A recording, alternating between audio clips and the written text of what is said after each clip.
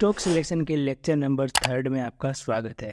इस वीडियो में हम बात करेंगे ईपीएस क्या होता है, इसे कैसे कैलकुलेट करते हैं। इसी के साथ हम जानेंगे ईपीएस कितने टाइप के होते हैं और लास्ट में हम जानेंगे ईपीएस के एडवांटेज और डिसएडवांटेज क्या होते हैं। तो चलिए लेक्चर को शुरू करते हैं। तो सबसे पहले मैं आपको ये बता देना चाहता हूँ कि ईपीएस की फुल फॉर्म क्या होती है। तो ईपीएस की फुल फॉर्म होती है अर्निंग पर शेयर। अगर कंपनी अपना पूरा प्रॉफिट अपने शेयर होल्डर्स के साथ शेयर कर दे, यानी बांट दे अपने शेयर होल्डर के अंदर, तो एक शेयर के पीछे शेयर होल्डर्स को कितने पैसे मिलने वाले हैं ये हमें ईपीएस बताता है। अगर आप इन्वेस्टिंग के अंदर नए हो और आपको पता नहीं कि शेयर होल्डर्स कहते किसको है, तो चलिए मैं वो भी थोड़ा एक्सप्लेन कर देता हूँ। अगर आप किसी भी कंपनी के शेयर को खरीद रखे हो अपने डीमैट अकाउंट के अंदर, तो आप उस कंपनी के शेयर होल्डर कहलाओगे। ईपीएस एक नंबर होता है जो हमें यह बताता है कि एक फिक्स टाइम पीरियड में एक कंपनी अपने हर शेयर पर कितना प्रॉफिट कमा रही है। किसी भी कंपनी की अर्निंग पावर जितनी ज्यादा अच्छी होती है, उस कंपनी के शेयर की प्राइस उतनी ही ज्यादा बढ़ने के चांसेस रहते हैं। अब चलिए जानते हैं कि ईपीएस का फॉर्मूला क्या होता है। जब कंपनी के नेट प्रॉफिट को कंपनी के total number of outstanding share से डिवाइड करते हैं, तो आपको कंपनी का ईपीएस मिल जाता है। तो ईपीएस का फॉर्मूला होगा net profit income divide by total number of outstanding share. EPS से आपको पता चलता है कि अगर कंपनी अपना पूरा प्रॉफिट शेयर होल्डर्स को बांट देती है, तो एक शेयर के पीछे जो कंपनी के शेयर होल्डर्स है उनको कितना पैसा मिलने वाला है। अगर आपको कंपनी के नंबर ऑफ आउटस्टैंडिंग शेयर का पता करना है,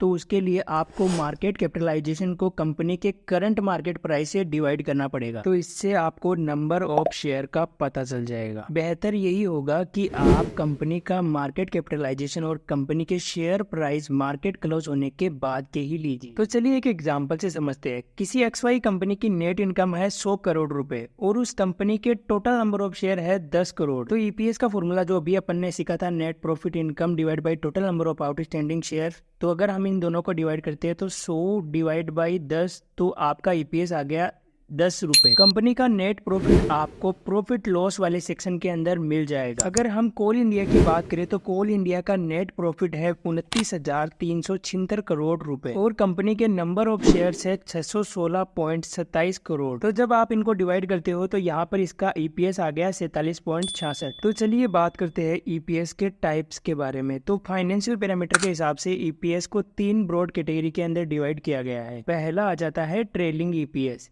ये प्रीवियस ईयर के फिगर्स पर बेस्ड होता है, मतलब इसमें हम जो भी कैलकुलेशन करने के लिए फिगर्स यूज लेते हैं वो प्रीवियस ईयर के लेते हैं। दूसरा आ जाता है करंट ईपीएस। इसके अंदर जो करंट अवेलेबल फिगर्स होते हैं उनको लिया जाता है। तीसरा आ जाता है फॉरवर्ड ईपीएस।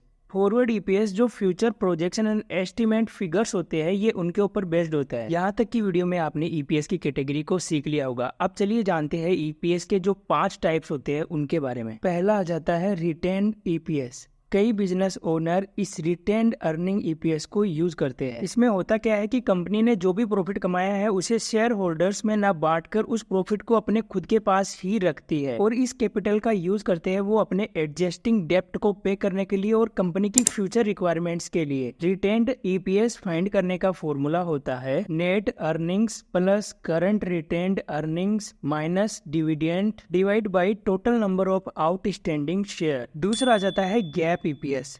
इसको हम रिपोर्टेड ईपीएस भी कहते हैं। इसकी फुल फॉर्म होती है generally accepted accounting principles. Gap EPS में अर्निंग फिगर्स को कैलकुलेट किया जाता है। जनरली एक्सेप्टेड अकाउंटिंग प्रिंसिपल एक कॉमन सेट ऑफ स्टैंडर्ड है जो कंपनीज और उसके अकाउंटिंग डिपार्टमेंट के थ्रू यूज की जाती है। गैप प्रिंसिपल के अकॉर्डिंग अगर इनकम फर्स्ट टाइम पेमेंट के थ्रू जनरेट हो रही है, तो ये ईपीएस को ऊपर की तरफ ले जाएगा। इसके अलावा अगर कोई बिजनेस रेगुलर एक्सपेंस को यूजुअल एक्सपेंस की तरह कंसीडर करता है, तो ये भी ईपीएस को डायरेक्टली बूस्ट करेगा। बिकॉज सिंपल सा लॉजिक है, अगर रेगुलर एक्सपेंस कम हो जाएंगे तो प्रॉफिट ज्यादा हो जाएगा, इससे ईपीएस भी इंक्रीज होगा। तो गैप ईपीएस में इन सब चीजों को एडजस्ट करके एक वैल्यू निकाली जाती है ताकि सही मायने में ईपीएस को निकाला जा सके। नेक्स्ट है ongoing EPS. Ongoing EPS ordinary net income पर बेस्ड होता है। इसलिए इसमें किसी ऐसे प्रॉफिट या अर्निंग को इंक्लूड नहीं किया जाता जो अनयूजुअल हो। अनयूजुअल प्रॉफिट का मतलब है सपोज कंपनी को इस बार कहीं से कुछ एक्स्ट्रा प्रॉफिट हुआ, बट ये कोई रेगुलर अर्निंग की तरह नहीं है, यानी ऐसा नहीं कि ये कोई हमेशा होने वाली रेगुलर अर्निंग की तरह हो। तो ऐसे प्रॉफिट को ऑनगोइंग ईपीएस से कैलकुलेशन करके ऐसे प्रॉफिट को बाहर रखा जाता है ताकि कंपनी की रियल अर्निंग का पता लग सके कि वाकई में कंपनी कितने रुपए अर्न कर रही है। नेक्स्ट है कैश ईपीएस।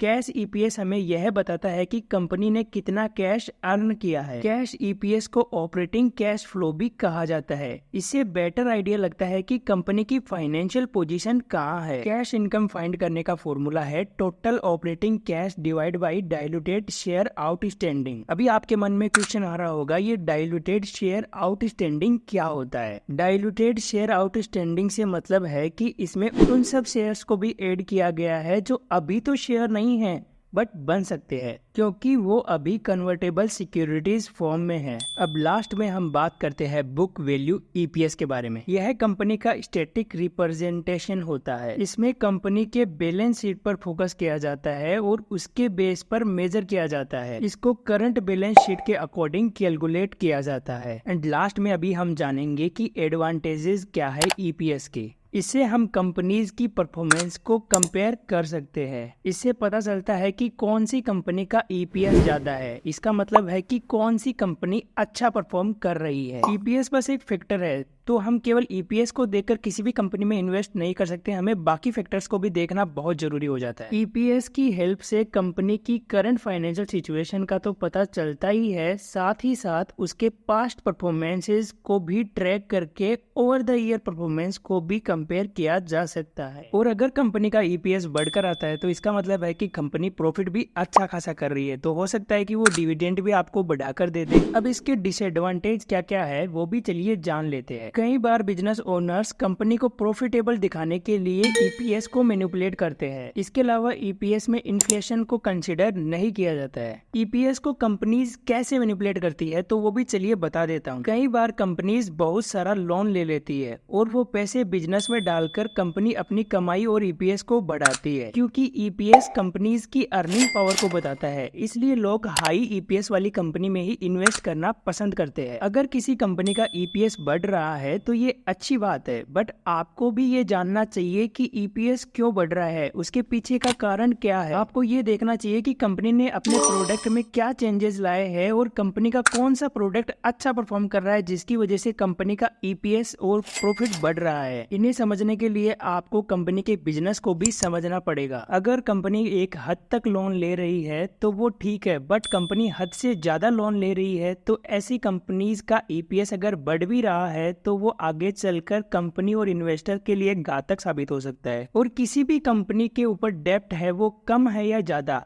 इसे पता करने के लिए भी कुछ रेशियोज होते हैं जिन्हें हम फाइनेंशियल रेशियोज के अंदर कवर करने वाले हैं। अगर आप एंडिंग तक वीडियो देख रहे हो तो आपका दिल से शुक्रिया। उम्मीद करता हूँ कि आपको ईपीएस है वो समझ में आ गया होगा। अगर इस वीडियो से आपकी लाइफ में थोड़ी भी वैल्यू ऐड हुई है तो आप इस वीडियो को लाइक करके चैनल को सब्सक्राइब कर सकते हो ताकि आपसे ऐसी वैल्यूएबल इन्फॉर्मेशन मिस ना हो सके।